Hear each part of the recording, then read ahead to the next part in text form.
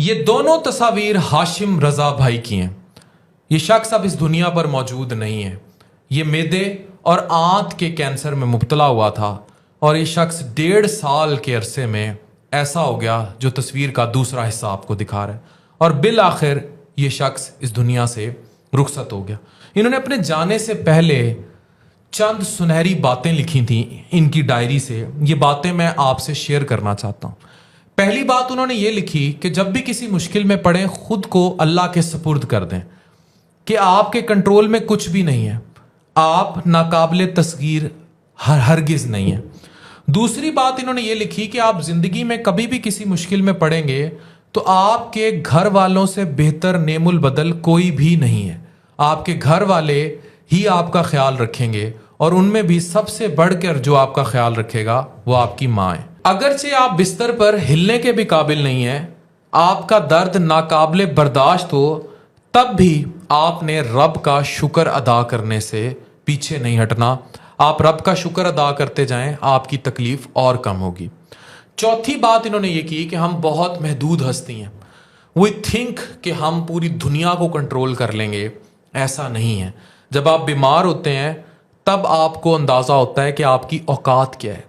آج آپ اپنے آپ کو ایک منیچر کے طور پر دیکھیں، ایک اوقات لیس ہستی کے طور پر دیکھیں، کیونکہ آپ سے پہلے بہت سے لوگ ایسے گزر گئے جنہوں نے شاید اس دنیا کی تخلیق کا دعویٰ کیا تھا۔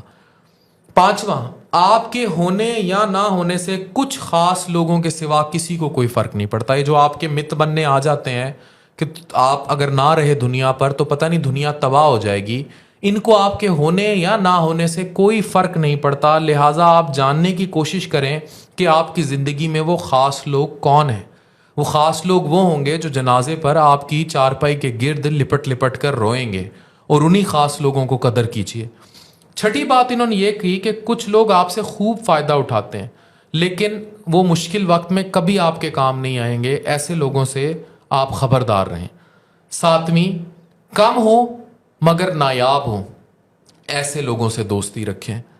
زندگی 8ویں نمبر پر انہوں نے یہ بات کی کہ ہم سمجھتے ہیں کہ زندگی میں بہت ساری چیزیں مفت میں ملی ہوئی ہیں، جیسے چلنا پھرنا، پارک میں چہل قدمی، باقاعدہ کھانا کھانا، ہنسنا، خوب مزے سے سونا، چھوٹے موٹے کام کرنے کے قابل ہونا۔ یہ وہ نعمتیں ہیں جو کسی کے لیے بہت معمولی ہو سکتی ہیں، لیکن جن کو یہ نعمتیں نہ حاصل ہوں ان سے ان کی قدر پوچھیے۔ کسی اندھے سے آنکھوں کی قدر پوچھیے، کسی لنگڑے سے ٹانگوں کی قدر پوچھیے۔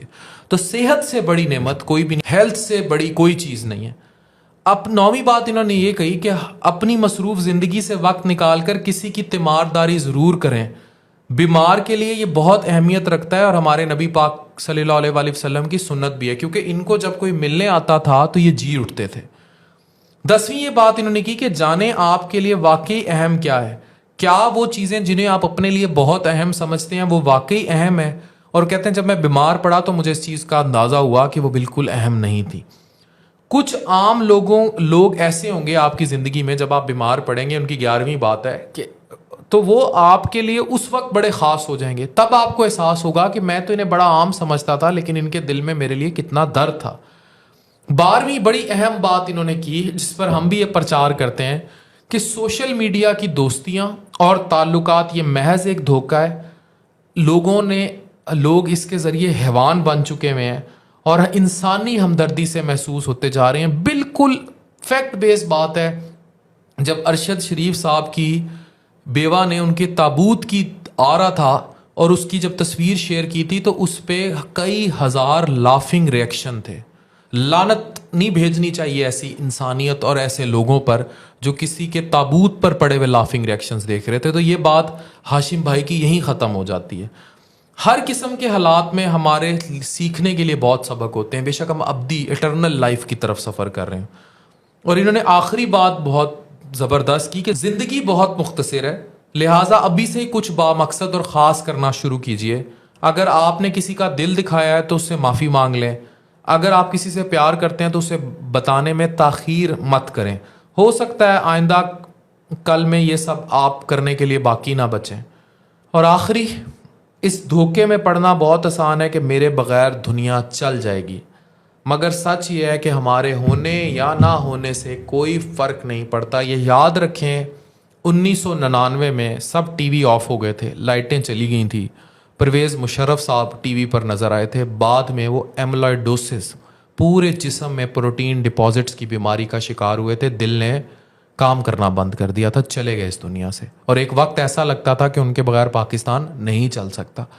तो कहीं भी ज़िंदगी में अगर आपको ये लगे और ये एहसास पैदा होने लगे कि आप नहीं है तो ये निज़ाम नहीं है, तो आप इस गलत फहमी से बाहर आ जाएं।